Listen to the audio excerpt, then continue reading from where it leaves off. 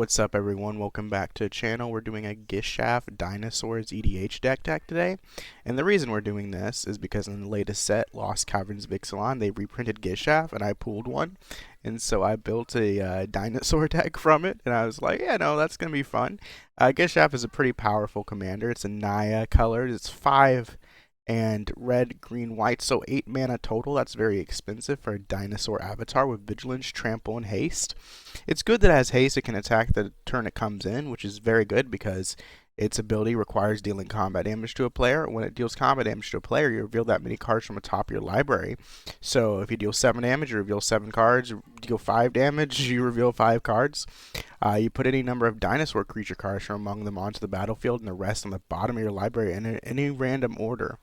So what you're going to do is you're going to play a dinosaur tribal deck where you get Gishath out early, attack with Gishath, deal damage with Gishath, and then cheat some dinosaurs into play.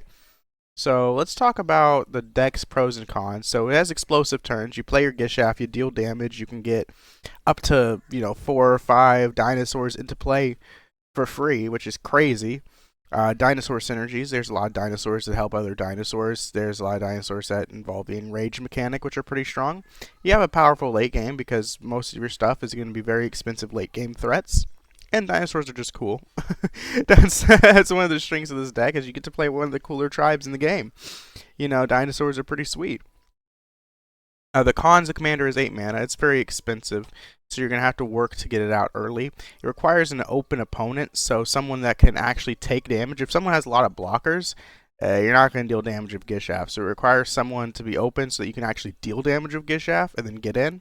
And it's weak to removal or sweepers because, you play Gishath, you attack, someone swords it, someone snuffs out it, and you're out 8 mana. Pretty bad, honestly. And it's weak to sweepers like any other tribal deck, really. So those are the deck's pros and cons. The first thing we need to note is we need to accelerate out our commander and our other expensive dinosaurs. So we have 3 ways to do that. We have cost reducers, we have ramp spells, and we have mana dorks. So cost reducers are like Marauding Raptor and Autopeg Huntmaster. Let's say dinosaur spells you cast cost 1 less to cast. Creature spells you cast cost 1 less to cast. So each dinosaur is going to cost less. So it's going to make it so where instead of turn 8 you're playing your dinosaur, it's going to be turn 7. If multiple one of these is going to be turn 6 or turn 5 potentially. That's not our only way of accelerating out our commander. We also have ramp spells like Nature's Lore, Cultivate. Topiary Stomper is a good one because it's actually a dinosaur that allow us to search for lands and put them into play. So that allows us to play our commander out more quickly. And then we have mana dorks that work well with dinosaurs. So we have Intrepid Paleontologist, we have Delighted Halfling, and Drover of the Mighty. Intrepid Paleontologist is the newest one. I think this card's cool because it taps for mana. But you can also exile dinosaurs with this and then cast them. So if your dinosaur dies, you can use Intrepid Paleontologist to exile it from your graveyard and then cast it later. So these are just examples of ways we're going to accelerate out our commander. We got cost reducers, ramp spells, and mana dorks.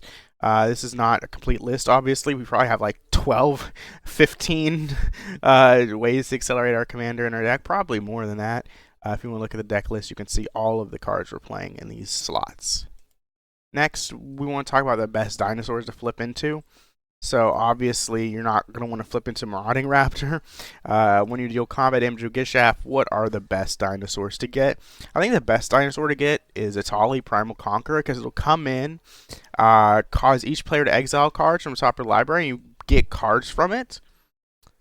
And then it could transform into an 11/11 later in the game. Quartzwood Crasher is a trampling threat on its own, but it'll create XX green dinosaurs, X is the amount of damage that your creatures of trample deal to opponents, which your commander has trample. Most of your dinosaurs are going to have trample, so you're going to get lots of tokens this way. You're going to make a wide board, be able to kill your opponent. Zatalpa has flying, double strike, vigilance, trample, indestructible. What more? What more can you ask from a creature? It's also 8 mana, so this flipping off of a Gishath is going to be pretty strong because Zatalpa is really hard to deal with, and it's going to deal lots of damage. Galta and Mavrin has trample. Notice all these have trample, which is good for your Quartzwood Crasher, but it's also good because if your opponent has small blockers, you're going to get over this. This is a 12/12, so flipping into a 12/12 is already pretty strong, but it says whenever you attack, choose one. You can make an XX green dinosaur, where X is the greatest power among other attacking creatures. So you can make like a 7/7 or a 6/6 dinosaur just from attacking with this, which is pretty strong. Or you can make X white vampires, where X is the number of attacking creatures. If you want to go wide, you can go tall or go wide with this card. So these are some of the best dinosaurs to flip into. You can also just cast these. Most of these are going to cost less than Gishath, so you can cast these on turns before you play your Gishath, so that you have more of a presence. So like you play Quartzwood Crasher on turn 5 or turn 6, and then after that play Gishath, you're going to be making more dinosaur beasts, or you play Galt's-Head Maverick, you're going to make another huge creature when you attack with that and your Gishath. So these are good from flipping into Gishath, but also good to play before or after Gishath too. Other best dinosaurs in this deck, Zakama is really good to cast on her own. She is not good to flip into, but this is basically a free dinosaur. So it's 9 mana, which is a lot of mana, but we have cost reducers, we have ramp. As Vigilance, Reach, and Trample, but when it enters, if you cast it, so only if you cast it, it's not when you get it in from Gishath, you untap all lands you control. It has 3 activated abilities which do a lot. You can pay 2 and a red to deal 3 damage to target creature, so you can kill off small creatures, or you can activate multiple times to kill off larger creatures. You can destroy artifacts and enchantments, or you can gain life. The gaining life isn't really relevant, but the other 2 abilities are very good. Zakama, just you can play Zakama and then untap your lands and then play Gishath, or untap your lands and play another dinosaur. It's pretty cool. Galta Stampede Tyrant, you have dinosaurs in your hand. You're going to have a lot of dinosaurs in your hand because you draw cards. You know, you're a late game deck. And Galta, when it enters the battlefield, you put any number of creature cards from your hand onto the battlefield, so you can dump all your creatures in your hand into play for 8 mana. So if you have, 3 8-drops in your hand, you play Galta, you cheat those out, it's like you're cheating 24 mana.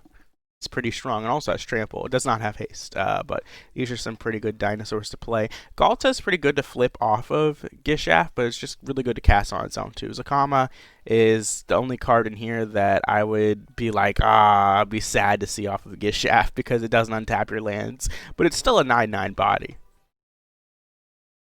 Next, we're going to talk about card draw dinosaurs. These work really well with things like Galta Stampede Tyrant, because you draw cards, you can put more creatures into play, and also drawing cards as the game goes along allows you to deploy more dinosaurs so that you can put more pressure on your opponents. Bone Horde Dracosaur is also a dragon, which is really cool, so dragon tribal decks play this. At the beginning of your upkeep, you exile the top 2 cards of your library. You may play them this turn, so you basically draw 2 for 5 mana in a tribe you care about.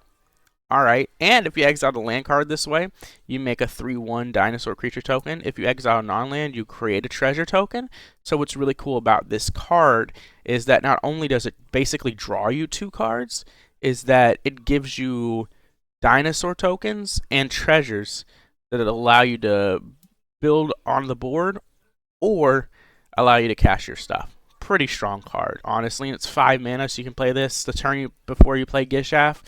It's flying in first strike. It does not have trample, but the flying is what's good about this one, so it can get over your opponent's blockers. Regal Behemoth is a 6 mana. When it enters, you become the Monarch, and the Monarch lets you draw a card at the beginning of each instep. And if you have lots of blockers up, it's going to be hard for your opponent to retake the Monarchy. Or whenever you tap land for mana while you're the Monarch, you add an additional 1 mana of any color. This will allow you to ramp out all your stuff. So this draws you a card and gives you ramp, so you can double spell, you can cast multiple dinosaurs in a turn, you can cast a dinosaur, hold up protection spell, you can do all sorts of stuff with this. And the best pure draw spell in the deck is Earthshaker Dreadmaw. 6 mana, when it enters the battlefield, draw a card for each other dinosaur you control. So if you have like 3 or 4 dinosaurs out, you just play this and draw 3 or 4 cards.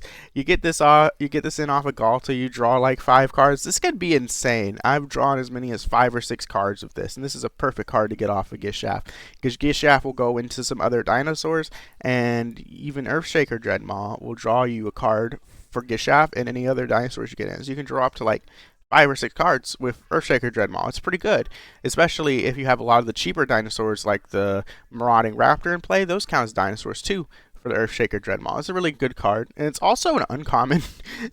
This card was pretty good in draft. You play the cheap dinosaurs and you play Earthshaker Dreadmaw, draw some cards in draft. It's pretty good in Commander, drawing cards. You want to do that, and like we said, it works really well with Galta Stampede Tyrant. You draw more cards, get more creatures to put in play with Galta. And now we're going to talk about the enrage mechanic, which is the dinosaur mechanic. So enrage is whenever the dinosaur is dealt damage, something happens. So this was from the original Ixalan block. They did not come back in the Explorers or in the Lost Caverns of Ixalan, but there's still a lot of cards from the original Ixalan block that deal with this. Polyraptor, when it's dealt damage, you create a token copy or create a token that's a copy of it. It can get really out of hand. Trapjaw Tyrant, when it's dealt damage, you exile a creature. Ripjaw Raptor, dealt damage, draw a card. You always love drawing cards. Also, 4-mana dinosaur, pretty cheap to get out in the early game. And then Silverclad Ferocidons, when it's dealt damage, each opponent sacrifices a permanent. Pretty strong. Of course, they're probably going to sacrifice their lands or permanents they don't care about, but if you're able to deal lots of damage to the Ferocidons, you can cause your opponents to sacrifice lots of permanents. So we have things that care about being dealt damage. How do you deal damage to them? Obviously, you attack and they block, right? That's one way you can deal damage to it, but we have other ways. Other than being blocked or blocking, we have Marauding Raptor. Whenever another creature enters the battlefield, it deals 2 damage to it, so that will trigger all of your enrages, and most of your creatures are going to have more than 2 toughness, so they're going to survive Marauding Raptor. Rile, you get to deal 1 damage to target creature you control. It gives it trample, so you can deal a damage to a Trapjaw Tyrant, exile something, and give it trample, and also draw a card. That's pretty sweet. Raging Swordtooth will come in, deal 1 damage to each other creature, which will kill lots of tokens, but will also trigger your enrages. And then Forerunner of the Empire is a tutor for dinosaurs, but also whenever a dinosaur enters, you may have it deal 1 damage to each other creature. So you play dinosaur, it triggers your enrages, but it also will kill any sort of X1 tokens, and you don't really play any X1s in this deck, so you're gonna be fine. It'll benefit you and harm your opponents. These are your enrage enablers. We also want to talk about the Polyraptor combo. So it's an infinite combo that we have. Actually, the combo will end the game in a draw with Polyraptor and Marauding Raptor. So Polyraptor, when it's dealt damage, create a token. Marauding Raptor, whenever a creature enters, it deals 2 damage to it. So Polyraptor will make a token, or Polyraptor will come in. Marauding Raptor will deal 2 damage. You make a token, and then it'll deal 2 damage to that token, and you make another token, you do 2 damage to that token, and this will actually last forever. You need a way to break off this combo in order to stop it, but you make infinite Polyraptors, and you make an infinitely large Marauding Raptor. Now, one way to stop this is sacrifice. You can sacrifice a Marauding Raptor, something like Goblin Bombardment, or my favorite way is you have this loop with Polyraptor and Marauding Raptor, and then you have Terror of the Peaks in play. It's a dragon, but it works really well in the Dinosaurs deck. Whenever another creature enters the battlefield under your control, it deals damage equal to that creature's power to any target. So every time you're making a token from this loop, you're dealing 5 damage to your opponent. And then you could end the loop by killing the Marauding Raptor, but of course you can end the loop by just killing your opponents as well. So this 3-card combo is in here. You can play Goblin Bombardment instead of Terror of the Peaks. You can play Warstorm Surge. You could also play Impact Trimmers, but Terror of the Peaks is the best one because Terror of the Peaks works well outside this combo because all of your dinosaurs are going to come in, and if you have Terror of the Peaks, they're going to do 5-6 damage to your opponents or to your opponent's creatures. Terror of the Peaks also works really well with Gishath. You have Terror of the Peaks, you play Gishath, Gishath will deal 7 damage to something, and then when you swing a Gishath and get those creatures into play, those creatures will deal damage too. So that's pretty strong. Actually, Terror of the Peaks deals damage, just deals the damage per each creature. But you know what I'm trying to say. Terror of the Peaks really strong in this deck because it triggers off Gishath and then creatures you get from Gishath. And then it also has utility in having this be an end game combo. I like this card. I wish it was a dinosaur, but sadly it's a dragon. Still, it still fits in the deck perfectly, so it's a dinosaur by default. Now we're going to talk about dinosaur tribal payoffs. So these are cards that really pay off the dinosaur tribal. Gishath obviously is the best dinosaur tribal payoff, but these are some other dinosaur tribal payoffs. We have Awakening Sun's Avatar, 8 mana. When it enters the battlefield, if you cast it from your hand, so it's the cast it from your hand thing again. It does not work if you get it off of Gishath. So it's a little bit sad, but when it enters, if you cast it from your hand, destroy all 9 dinosaur. So all that's left is your huge dinosaurs, and you can just swing and kill people. That's a really game-ending play right there. Earthshaker Dreadmaw draws tons of cards. We already talked about that. And it really benefits you from playing those cheap dinosaurs like Marauding Raptor and like things like Ripjaw Raptor as well, because those will come in, and then you can play Earthshaker Dreadmaw and draw cards off of those cheap dinosaurs. And then Savage Order, you sacrifice a creature power 4 or greater, which most of your dinosaurs have power 4 or greater, and you search for a dinosaur and to put it into play. You can search for a Zakama, search for an Earth. Ooh, that's actually good. You can sacrifice one of your cheap dinosaurs, play Savage Order, sacrifice it, search for Earthshaker Dreadmaw, and draw like 5 cards. You know, search for all sorts of stuff that do things. You can search for Polyraptor. If you have Marauding Raptor and Terror of the Peaks in play, you can search for Polyraptor and just kill your opponent. There's a lot of things you can do with Savage Order. It also gains indestructible until your next turn, so your opponent really can't interact with it unless they have things like Swords of Plowshares or Path to Exile. So these are some Dinosaur Tribal payoffs. The Savage Order from the new set, pretty strong. We're talking about ways to cheat costs. So, you know, we have ramp and we have ways to make these things come into play earlier, but they're still 8, they're still 6 mana, so you're going to have a hard time double spelling. But if you cheat costs with something like a monster manual, this allows you to double spell and put multiple dinosaurs in play before you get a Gishath out, or even after you get a Gishath out without even attacking. Something like Monster Manual, you pay 2 mana, you put a creature card from your hand on the battlefield, you can cheat these out into play. Pretty strong.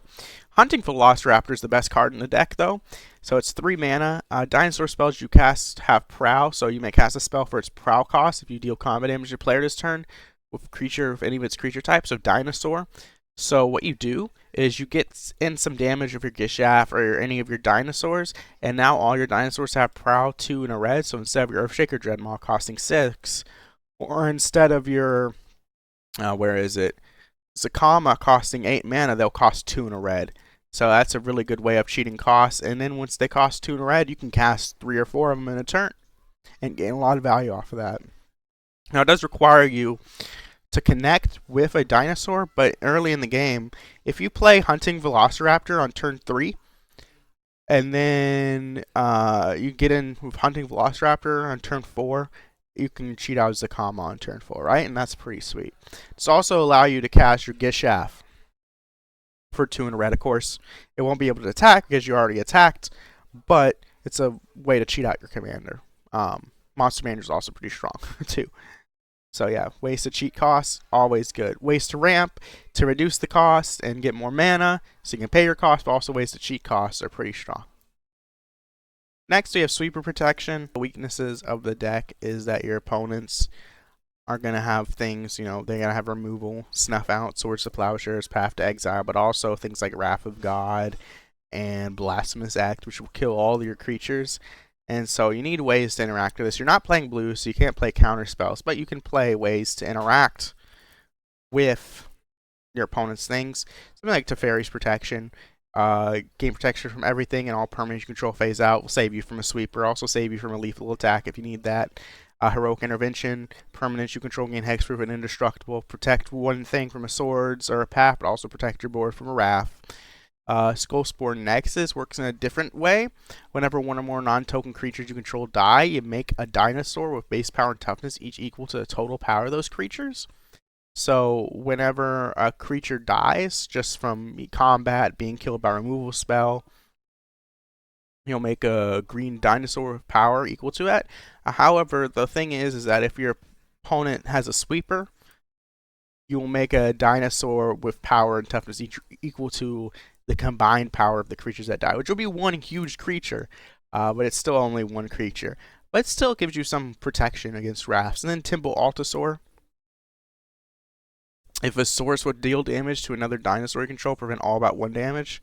So that really helps you if you're attacking into an opponent. They have lots of blockers, but also helps you against red removal like Blasphemous Act or cards like that. I think Blasphemous Act's the only one that's relevant. This was relevant against, but still a common enough card that Temple Altasaur is going to be very good. Next, I thought of this idea of playing Gishath as a Voltron deck. Because Gishath already has haste, trample, and vigilance, so it'll come in and it'll attack. It can attack and block, and it has trample. So blockers aren't going to be as relevant unless your opponent has like 10 of them. The only problem with Gishath Voltron is Gishath is very expensive mana cost wise, being 8 mana. So it's maybe not the best Voltron candidate, but I think it's still going to be a decent candidate if you're able to give it protection of something like Lightning Greaves so that your opponent can't target it. And then if you're able to give it double strike, you can get double of its activation. So play something like Duelist Heritage. Whenever one or more creatures attack, you may have target attacking creature gain double strike until end of turn. You can give Gishath double strike, and now you can activate its ability twice. So if we protect Gishath, make it stronger, give it double strike, and be a potent Voltron commander, but also just makes the commander much better in Dinosaur Tribal. You know, we play Lightning Greaves in the deck anyways, and Duelist Heritage as a card to give it double strike so that we trigger Gishath's ability again is pretty sweet. Next, we'll talk about other dinosaur commanders. We already talked about Zakama, and Zakama says enters the battlefield if you cast it, untap all lands you control. This is pretty sweet as it's basically like a free dinosaur. The only problem is it's 9 mana. However, you can really cheat this by playing lots of bounce lands that'll tap for multiple colors. You can play this in a Nykthos deck where you can actually make mana from this. So there's ways to abuse the Zakama, and it has some good activated abilities. And if you're playing a Dinosaur Tribal deck and you don't want to play Gishath, Zakama is a good option. Wait to Trainer Prodigy has haste and can cause a creature you control to fight another creature. It costs 2 less to activate if it targets 2 creatures you control. Why would you want to do this? It's a perfect enrage commander.